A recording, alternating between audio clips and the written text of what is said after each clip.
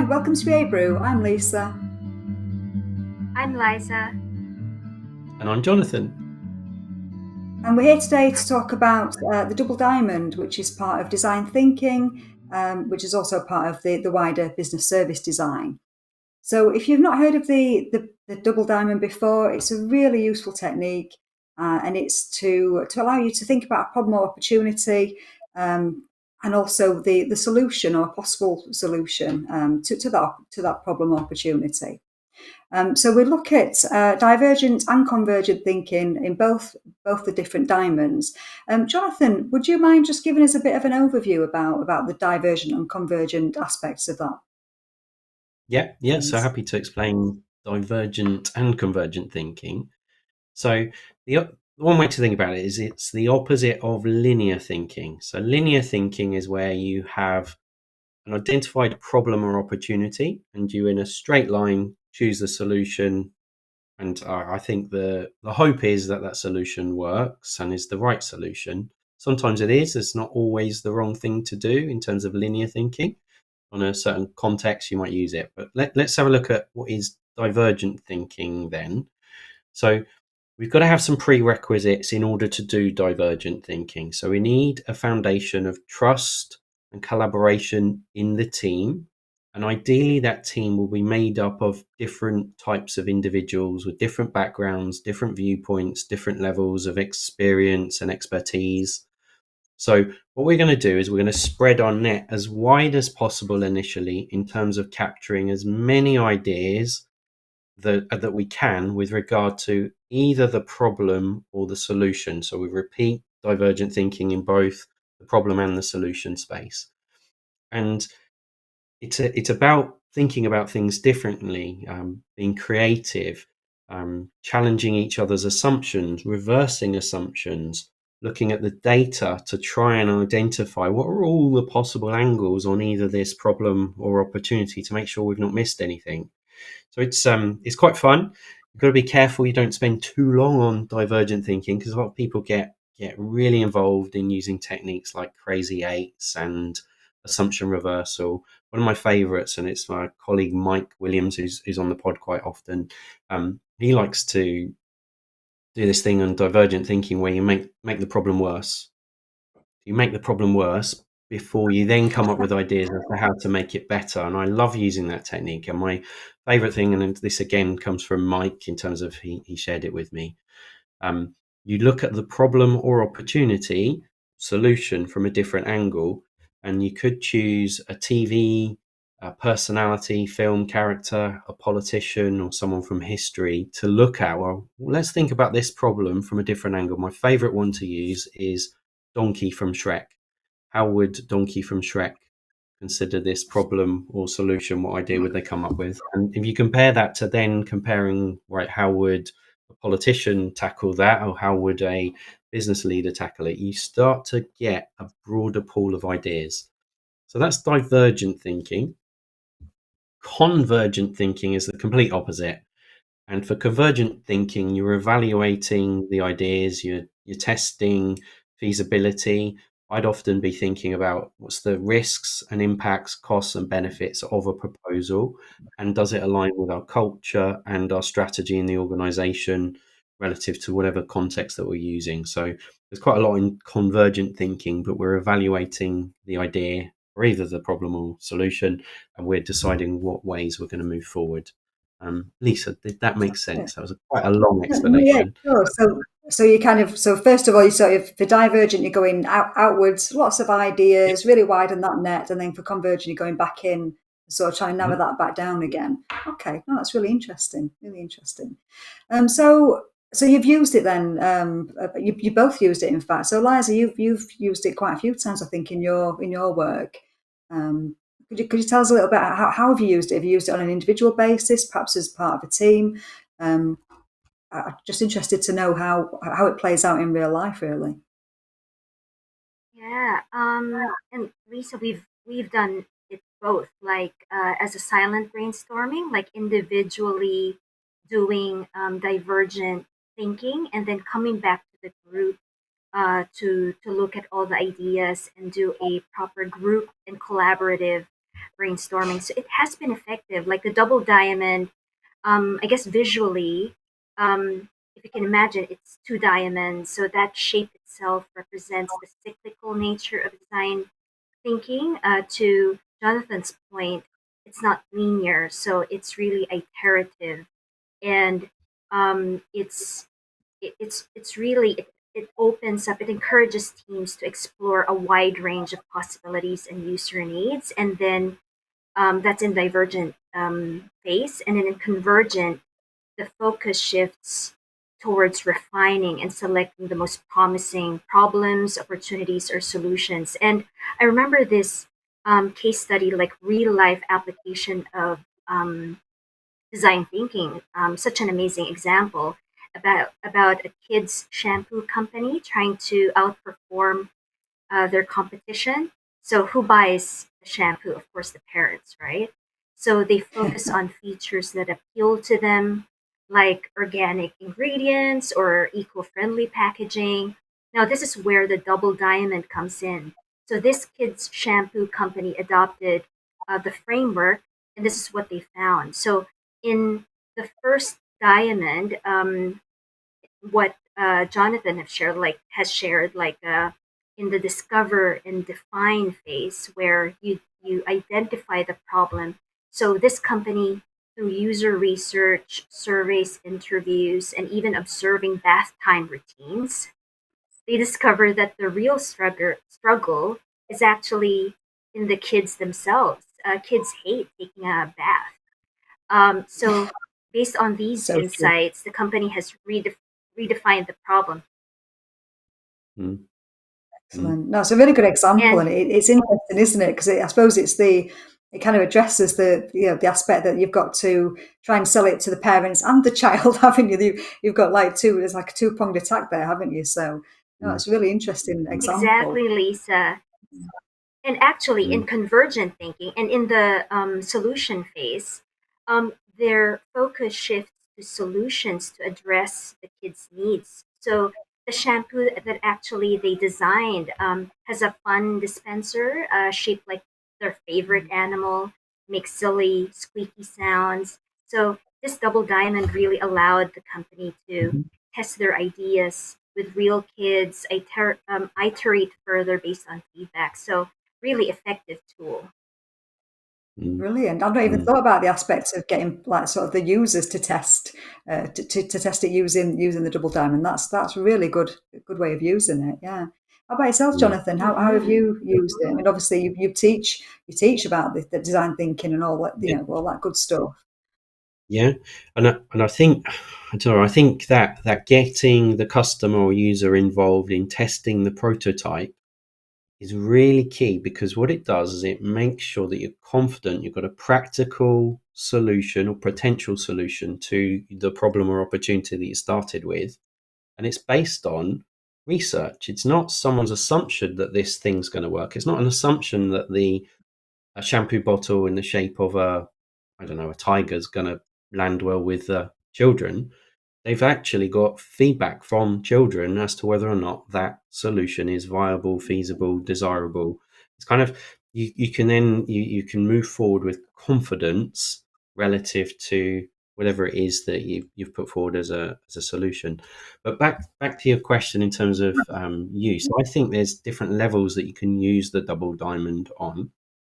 And there's a level where you would use the double diamond for a major project in an organization, and you would need, I would suggest, some sponsorship for the approach. If you haven't got a sponsor that is open to non-linear thinking, this divergent and convergent thinking, it's going to be really quite difficult. But you can use it as an approach to understand problems and identify possible solutions within a project context inside an organization.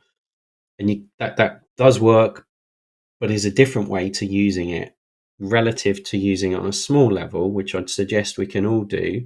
And that is that we can think in double diamond ways. So there's no one that can tell you how to think or not to think. You choose. But when I'm presented with a problem, I like to test and to use the double diamond a lot, even in everyday life, looking at a problem and trying to discuss with colleagues, friends, family, what are the different angles on this problem, and how might we better understand it? What other ways might we think about what is or isn't the problem?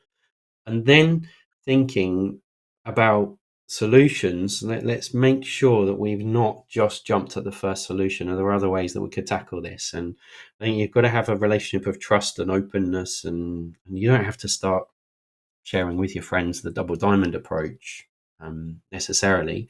But if you are trying to problem solve with your friends and family, not jumping to the first solution that comes to mind might be really useful, so that you get a better solution for everyone. So I used it just this morning at work. We were looking at, and we take this stuff really seriously at Assist. We're rolling out service design training to every team member within our company. We think it's that important, and we're looking at a problem, identified a problem with a team member in our social media and marketing area, and it was to do with photographs relative to industry events that we appear at and take part in. And what we did was we looked at the problem, we looked at it from a few different angles, and what we've done is we've created different prototypes of potential photographs that we might use going forward. And there's that trust that we can do that. It's bringing together different team members' skill sets and interests. And you could disagree or agree that the end photograph that we're going to end up using for going forward is good or bad. But we've got a different way of thinking about things just relative to a photograph, because we've taken the time to understand and analyze it from different angles and try and come up with prototypes for how we might move things forward. So you can use it on a really small scale for a really small problem like a photograph, versus you can use it on quite a big scale for a big project inside an organization. So there's a very different context of use. That's a fantastic tool, isn't it? And there's so many applications I wouldn't even thought of there. I mean, my initial one was like you were saying, use it as an individual. Feel like we've all got problems, haven't we? Be it at work or there's always something to there's always some challenge you've got to address, isn't there? So actually using that in your mind as you're going through it is a great idea. But also, yeah, like I say, on a wider scale, it's really exciting. Yeah, really good. So There's an example, this Lisa. Can I jump in with an example? So, and I think Liza, you might have mentioned this in the pre-pod. There was a train company looking at journey times between two destinations, and the cost to upgrade the line was something like 400 million. I've probably got the numbers wrong. And they were trying to reduce it from, say, 40 minutes to 35 minutes, and it would cost 300 million. And what they did was they looked at that problem, and instead what they did was they looked at the Wi-Fi on the train. And so they didn't, and that cost like 2 million to upgrade the Wi-Fi. And what it was the use of the time and making sure that people could use their time effectively whilst on the train saved a lot of money, and you've got very happy customers. But it's based on research as to, well, what do customers actually want? What is the problem? Is it that this journey time is the problem, or is it that I'm not able to use my time effectively? And you start to then think about different solutions that wouldn't have otherwise been possible unless you'd done that divergent thinking on the problem. Liza, you had a great example with regard to a lift, just the time that you're spending in a lift. Yes. Yeah, that's right. And I love what you pointed out there, Jonathan, that the design thinking and the double diamond really is a powerful tool to validate assumptions. Your initial assumptions about who your users are, the user needs, and the requirements may not be accurate. And to your point, it's now grounded in real insights because you apply the divergent and convergent thinking, and also it identifies hidden issues because you use empathy a lot in this whole process. So you uncover those underlying problems or opportunities that might not have surfaced or was were apparent in the initial problem definition. So really useful every day. Doesn't have to be in a major project like that 300 or 400 million, train upgrade. but also, like what Jonathan said, every day, just recalibrating, validating your assumptions, your understanding of what the users feel and think. That's brilliant. I think as well, just the whole idea generation thing. It's nice. It's always nice to have a bit of a framework around that. A lot of people don't feel like they are ideas people. I think it just gives that really nice sort of straightforward framework. Like I say, it's not necessarily linear. You can iterate around it, but it's just a really nice starting point as well, isn't it? For lots of different things, as we've said. So in terms That's of right, Lisa. Actually, Lisa, speaking of ideas generation, I personally love the scamper technique, which is the scamper is actually an acronym for substitute, combine, adapt, modify, repurpose, eliminate, and reverse. So it prompts you to think about these areas, like what do you want to substitute from that process, or can you combine process steps, or can you combine solutions together? So these are really good prompts to generate a wide range of ideas and explore as many solutions as possible. So Mm. you're right there, Yeah. Lisa. No, it's a great example. Absolutely. So, in terms of, I mean, does this technique have its limitations? Are there challenges with it that we've said about the really positive side of it? Have you come across any sort of challenges or limitations in using it at all? Mm-hmm. Do you want me to go for that one, Lisa? Yes, please. Yeah, thank you. So I think you need sponsorship to use it if you're going to be using it on a big project, as I mentioned earlier. You can't do it on your own. You can't do design thinking on your own. You need team members that understand the approach and are bought into it.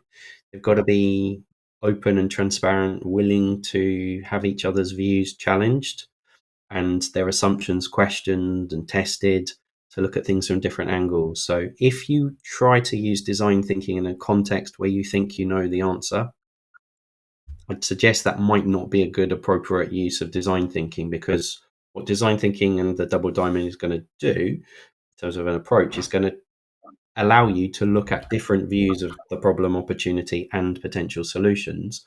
So if you're very fixated on a solution and you're not willing to have that solution challenged, it's going to be really problematic, almost impossible to get the benefit of use of design thinking and the double diamond. So we've got to put Yeah. aside our ego and have humility in the using of this approach, because we're sort of saying to ourselves, we don't know, we're not 100% certain what the problem is, and we certainly don't know what the solution might be to that problem. So we've got to go in with an open mind from the Mm. outset. And if we don't have that, we're going to very much lessen the potential benefit of design thinking. Um, the other big challenge that I'm going to suggest is there for design thinking is that it doesn't tell you how to roll out your prototype. So it's not intended to do so, is my view of it. But when we've got a working prototype, it's been tested by our customers, and we've got a potential solution, what it doesn't do is tell you how to roll that out across a very large population. So let's imagine your prototype, you've tested it, it works, you've iterated, and you're happy with it. Design thinking or the double diamond doesn't tell you how to roll that out to your population of 10,000 users, for example. It doesn't solve that problem for you. You need to think about that separately and independently of the relative to your context. No, that's a fair point. How about yourself, Liza? Have you come across any sort of limitations Oh, or? just echoing Jonathan's response there. You'll be you'll have to be careful, and bringing stakeholders, uh, and getting their buy-in, because they could be resistant to change, especially if they already think they have the right answers, they have the right problems identified, and they have the solutions in mind already. So really spending some time to explain to them just reconfirming the problems, redefining the problems, and then making sure that we have extensively covered all the solutions. And again, to Jonathan's point, this this design thinking, this double diamond can be time consuming sometimes and resource intensive depending on how much time you allocate to them. So my suggestion there is to time box these activities, and make sure that you just pick on the high value, high impact ideas. So yeah. No, it's great Is there advice, really good advice. some other challenges? Just as Liza was talking, I was thinking some people see it as a linear process. So they see discover, define, develop, deliver, and they don't feel comfortable going backwards. Now, it is not linear. You can go from the prototype you're testing, and realize that you've actually misunderstood the problem and go back to discovery and then redefine the problem. That takes time, and it takes a team that trusts each other, that they're bought into the process and approach. But some people misconceive the double diamond as a linear cycle. There are linear phases in it, but you can go backward at any point, and that's sometimes missed in the early uses of the double diamond. Is my experience, at least. Yeah, no, it's interesting. It's really interesting, isn't it? It's a great technique, but yeah, I've known about the double diamond for a few years since I was on one of your courses, Jonathan. But actually, Mm, when I read back over it in preparation for this brew, I've noticed underneath it's not necessarily linear. So it's interesting to really note that and remember that you don't have to do it, exactly as it looks in the book. You can sort of go between it and just use it in the way that's the most useful, really. So, in It's terms of obviously, we've now got business service design, which is, in my view, kind of the next big thing for business analysts, change professionals to be thinking about. It's another layer of service, and feel free to chip in and correct me on this, Jonathan, or add to that. But I think it's just another sort of skill in your tool set, your toolkit. It's another set of techniques, another set of principles, concepts. It's wonderful. How do you see? How do you see the BA role in design thinking, Jonathan? Do you think do you see it in the same way as me, or what are your thoughts on that? there's loads of views on this. That's maybe a whole pod. We could talk about this one for a long time. Part Um, two. so, yeah, there's a wider angle on this in terms of business service design and design thinking. The double diamond is one tool, one approach in the broader service design uh, discipline, I'd suggest, and that's new and it's emerging. There are different views on it. But what I'd say is that the double diamond gives structure, and what it's intended for Yeah. to promote an outcome focus. We're trying to solve problems, opportunities, and deliver outcomes for our stakeholders, typically customers and users, in a way that works for our organization and a way that works for the customer as well, the user. So it's a really powerful tool. In terms of the BA role in design thinking, using double diamond and in service design, there's lots and lots of different views on that. And what I would suggest is that we should be defining roles relative to outcomes. What are the services that are offered by a business analyst? What are the services offered by a service design professional? And I published it in the last year, I think it was at November, in the BA Manager Forum, a service framework for service design professionals, which builds on the work that Deborah Poole and Christina Lovelock have done. Deborah Poole's PhD research into the role of the business analyst and the service framework. And then the book Delivering Business Analysis is a very clear view of what are the base services of a business analyst professional. And what we've done is we've published at the BA Manager Forum November last year the view of what are the services of a service design professional. And interesting, in doing that work, we found there's quite a lot of overlap. So both the BA and service designer are looking at situation investigation, and they're also looking at the feasibility of change business cases. So there's a huge overlap in the services that are offered, but there's also divergence in service offer. So while service design professionals may be doing customer experience analysis and service definition and service prototyping and service deployment, The BA is looking at change deployment, requirements definition. There are different services that are offered, and I would suggest anyone looking at reading those outputs, listening to this pod, have a look at the service view, because I think it helps to answer what is the service offer of a BA versus a service designer, and that common understanding of the services they're offering helps to move forward this discussion is my hope and intent relative to publishing those service frameworks. Okay, lovely. So how about yourself, Liza? Have you got any thoughts on the BA role in relation to the double diamond?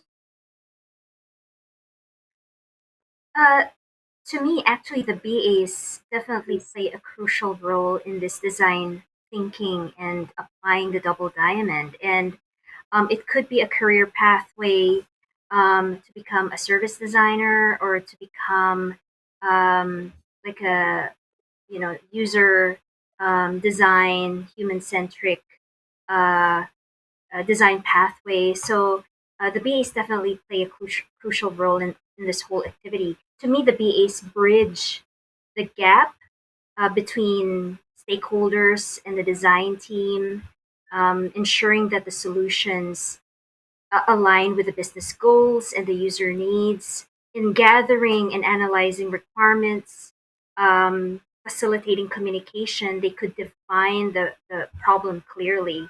And then in the ideation stage, the BAs also can contribute to testing, refining these solutions, ensuring that the final product is both feasible and valuable. So, yeah. Oh, fantastic. Wonderful. Well, thank you so much for joining us, Liza. Thank you as well, Jonathan. Thank you all for watching and listening. If you have any further ideas for future BA Brew podcasts, please do let us know on our email, which is babrew@sskd.com. Also, if you like our content, please do like, share and subscribe. Thank you very much.